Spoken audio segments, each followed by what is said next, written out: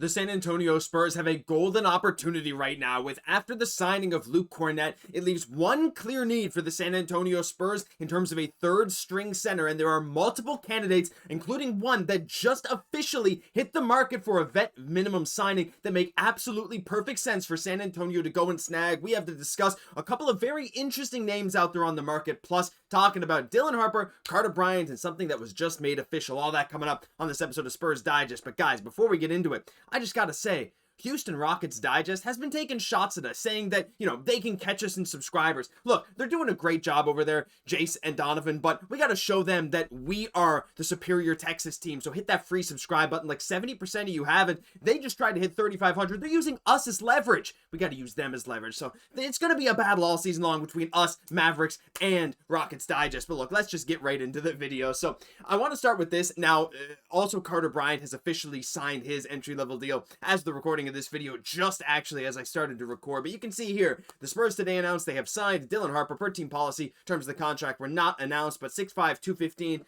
We know what Dylan Harper brings, and Carter Bryant signed his as well. I think Don Harris put out a pretty good breakdown of what the money looks like in Carter Bryant's deal, how you can elevate it, because there's like bonuses and all of this kind of stuff that goes into rookie scale deals. But I'm excited, right? This to me is just the thing that signifies so much of the future. And yeah, I mean, it's something that's extremely obvious, something that we knew was going to happen. This wasn't a question of if, it was just a question of when. But just looking at this depth chart and just thinking of what the future looks like for the San Antonio Spurs, what's crazy, I've even seen some people suggest De'Aaron Fox be a six-man. That's not going to happen. But that's how high some people are on our future guard depth with Steph Castle, with Dylan Harper, and, Devin Vassell for the time being, but he's not even close to better than Fox. He doesn't play point, whatever. He's more of a swing man. But regardless, knowing that Carter Bryant, Dylan Harper, they've been putting in work. I mean, we talked a lot about Carter Bryant just yesterday and what he did to earn the respect from the Spurs org. I mean, Dylan Harper's doing a lot of the same stuff right now. So anyway, I just thought that was a feel-good thing to start this video, to be like, look,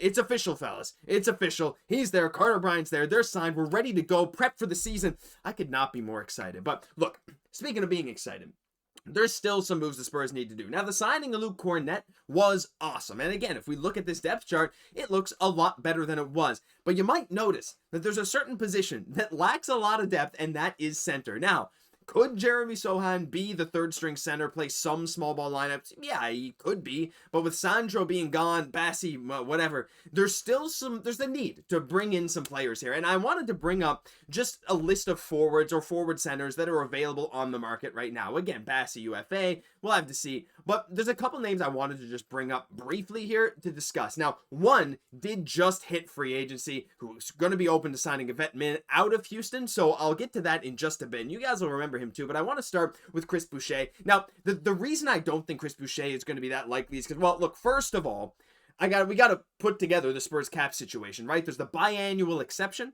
which is $5 million, but as far as I understand, that can't be comboed with anything else. That's just $5 million. And then we have our MLE, which is about $14 million this year, but 10 of which was used on Luke Kornet. So we have about $4 million left there. So pretty much anyone that we could fit in would have to be around that $5 million range, which is why, again, I circle back to Chris Boucher, why I just don't really see this being a possibility. I think he'd be taking a massive pay cut for that. I actually think he'd get a lot more on the open market.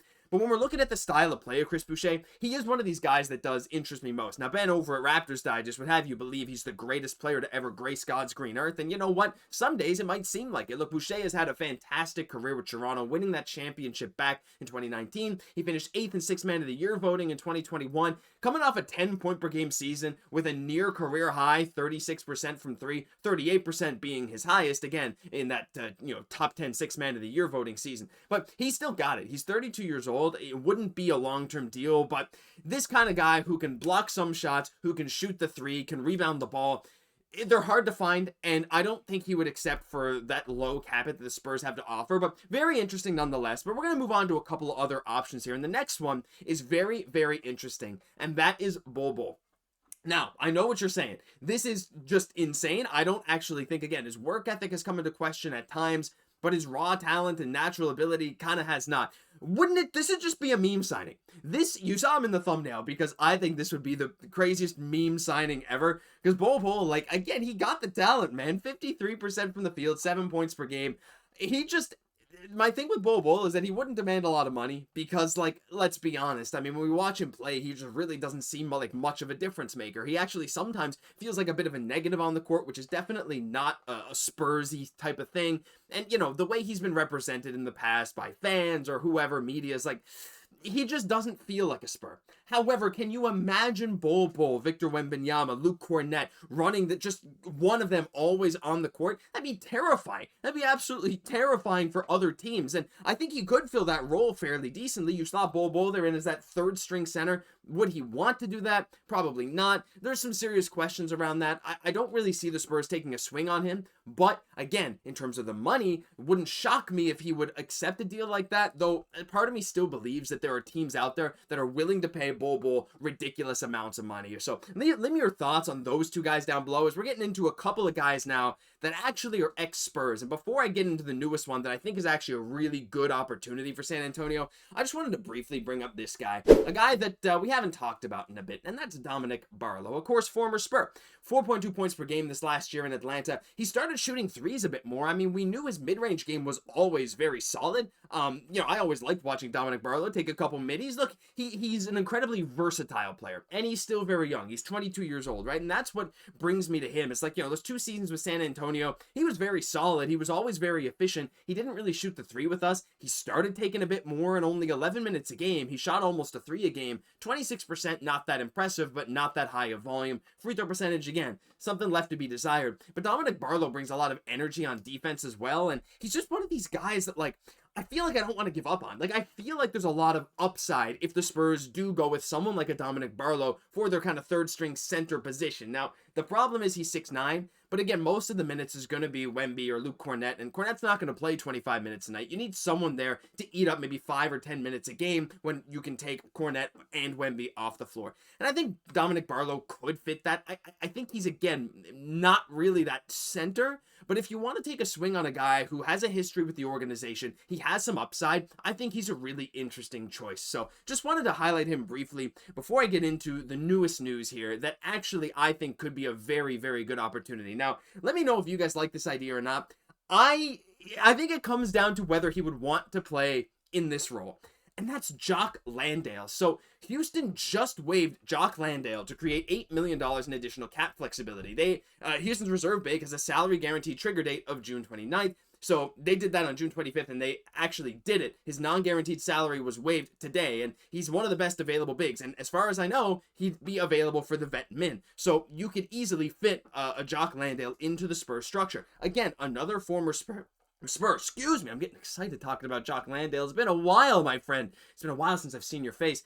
4.8 points per game this past year with Houston. We know he can space the floor a little bit, right? Now, does he excel at rim protection? No, in fact, that's something he really does not excel at. But that was our main concern when we were looking for our backup big, right? We wanted some rim protection there, someone bigger than Sochan. So now that we have Cornett and we have Wemby, I'm actually not upset at the idea of bringing in a guy like Landale, again, a guy who has a history with the organization, is only 29 years old, would not make very much money, averaged, you know, on his career there, he's putting up 5 a game, in places a couple boards, he can space 42% from 3 this past year. I mean, look, again, I don't expect him to really be taking threes, but a guy like Jock Landale, to me, fits that reserve role very well. Like, just imagine this depth chart where we don't have to worry about Jeremy Sochan filling in on that third string center role. He can just focus on the 4 and maybe some time at the 3 if we need to, and we just have Landale who we can deploy whenever we want. Again, the problem comes down to, will Jock Landale accept a deal like that? And, you know, maybe, right, in terms of the actual role he gets, because he's not playing that much in Houston. He was averaging, what, like 10, 11 minutes a game, something like that. So this kind of reserve role that he would play to kind of bolster that big man rotation, if we want to take Wemby and Cornett out, you don't even have to play him every single night.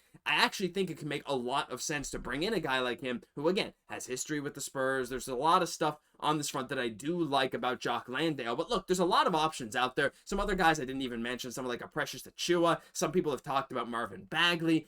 Even, again, Charles Bassey is still possible. But again, maybe I'd rather take a swing on someone with a bit more upside. But you guys let me know down below. What do you think of all these options? Do you think the Spurs could land one of these? We got an opportunity to bring in someone fantastic to bolster our third string center. A guy that can come in if there's an injury to Wemby or Cornett. I think it's very important, and I can't wait to see what they do. But listen, that'll do it for this episode episode of Spurs Digest, and help us crush Rockets Digest in that sub count. Come on, look, I mean, respect, credits where credits due. They're growing like crazy, but hey, if we can steal one of their bigs in Jock Landale, I would be a decent fan of that. But let me know your thoughts on everything down below. I've been your host, Josh Gosse. I'll catch you in the next one.